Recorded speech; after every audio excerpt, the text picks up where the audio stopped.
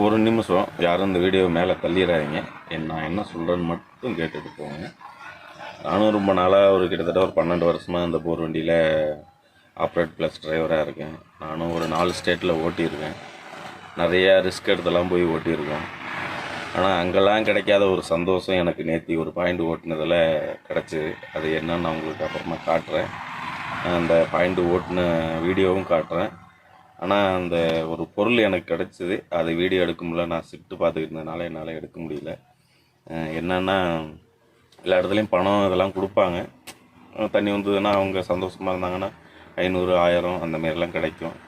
ஆனால் நேத்தி ஒருத்தர் எனக்கு அவர் டேங்கர் டிரைவராக இருக்கார். பெட்ரோல் பங்கில் இதை பேண்ட் சட்டையாக தச்சு போட்டுக்க சொல்லி எனக்கு கொடுத்தாரு. ஆனால் இந்த மாதிரி நான் எங்கேயுமே எனக்கு யாருமே எந்த பார்ட்டியும் கொடுத்தது கிடையாது. அதனால் நேற்று இது ஒரு சம்பவம் நடந்தது. அதனால் இந்த ஓன் வாய்ஸு நிறைய இடத்துல பாயிண்ட் ஓட்டியிருக்கும். நிறைய இடத்துல ரொம்ப ரிஸ்க் இடத்துலாம் போயிருக்கும். அங்கெல்லாம் இந்த மாதிரி யாரும் செய்யலை.